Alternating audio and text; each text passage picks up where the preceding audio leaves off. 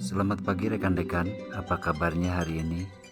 Assalamualaikum warahmatullahi wabarakatuh. Semoga keselamatan, rahmat Allah serta berkahnya terlimpah kepada kalian semua.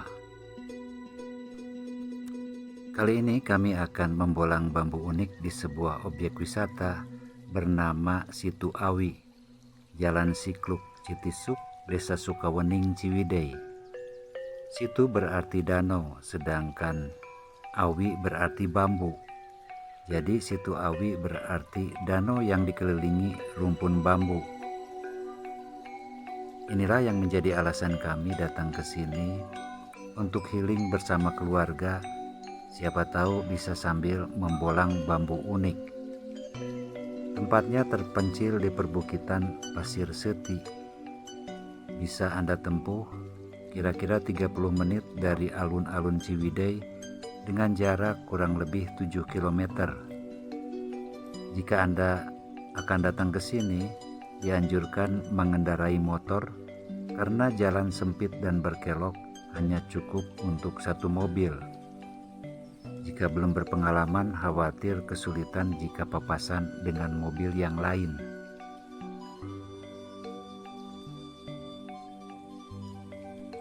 Dan alhamdulillah kami sudah tiba di pintu gerbang Situ Awi.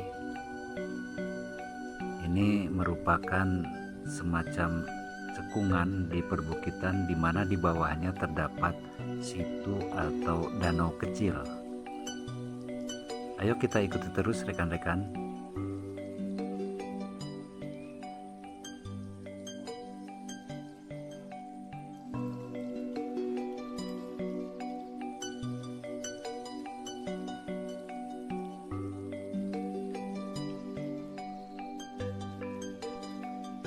Sesampainya di sini kami menikmati pemandangan terlebih dahulu. Dari kejauhan ada angsa di tengah-tengah danau rekan-rekan.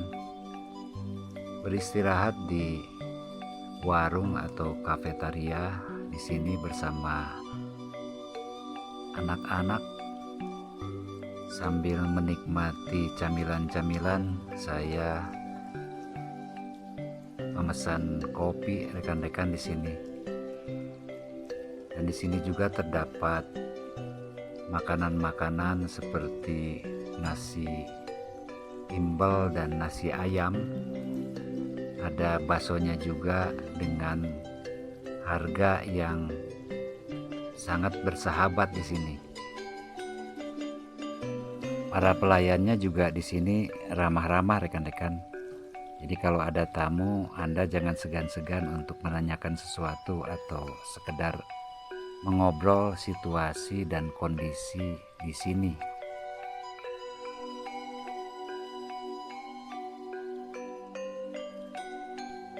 Dan sekarang saya mulai menelusuri rumpun-rumpun bambu yang ada di sekitar situ atau danau tersebut rekan-rekan.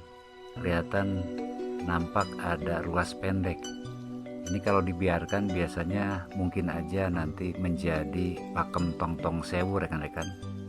Di sini tebingnya lumayan cukup curam dan kita harus ekstra hati-hati untuk menaikinya. Jangan sampai tergelincir karena daun-daun bambu itu kalau diinjak itu cukup licin rekan-rekan ya.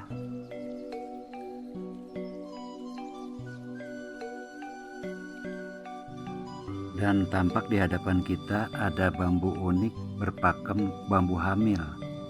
Tidak sulit untuk menemukannya karena bambu hamil memiliki pertumbuhan yang berbeda di antara batang bambu yang ada di sekelilingnya.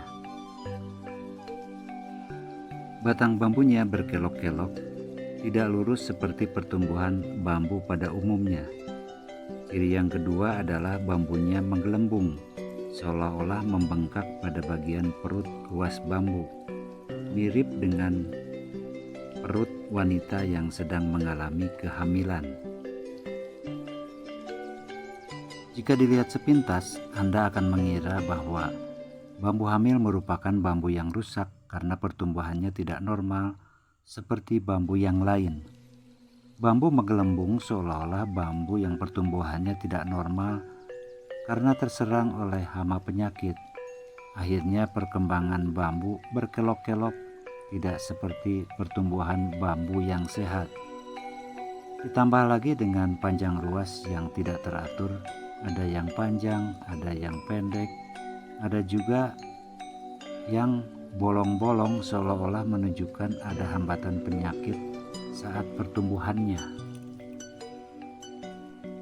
Para pembolang dan ahli bambu unik memandang bahwa bambu hamil adalah bambu yang istimewa, layaknya seperti seorang wanita dengan fitrahnya hamil atau mengandung untuk proses regenerasi. Perubahan sosok dari seorang gadis berubah menjadi seorang ibu yang merupakan simbol kasih sayang, Ibu Ratu Bopo Angkoso. Perubahan fisik menjadi menggelembung atau gendut bukanlah sebuah masalah besar. Rasa sayang suami akan bertambah ketika istrinya hamil tanpa akan mempermasalahkan perubahan fisiknya. Begitu besar perjuangan antara hidup dan mati dari seorang ibu yang akan melahirkan. Bukankah tidak sedikit seorang ibu meninggal ketika sedang mengalami persalinan? Jadi, bambu unik hamil diartikan sebagai rasa kasih sayang, regenerasi, serta perjuangan antara hidup dan mati. Ingatkah Anda pernah digendong kemana-mana selama 9 bulan oleh ibumu? Sekarang tinggal bagaimana Anda sebagai seorang anak mampu mengingat serta membalas jasa yang telah dilakukan oleh kedua orang tua kita. Melalui bambu unik hamil inilah para leluhur telah menasihati kita semua akan perjuangan yang telah dilakukan oleh orang tua kepada kita, terutama oleh ibu. Yang merupakan ciri ketiga dari bambu hamil adalah adanya lubang atau combong pada bagian bambu yang buncit. Combong adalah simbol dari lubang pengeluaran, pertanda bayi akan segera lahir melalui pembukaan-pembukaan. Jika Anda ingin mengkoleksi bambu tersebut, carilah bambu yang sudah benar-benar tua supaya awet, tidak mudah terkena oleh hama bambu.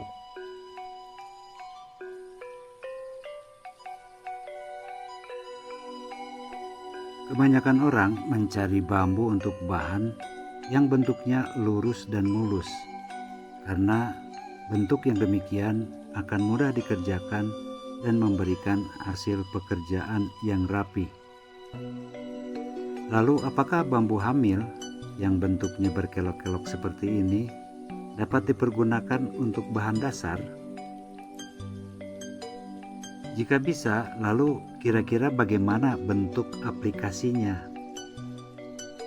Berikut adalah contoh penggunaan bambu hamil untuk pembuatan kursi bambu.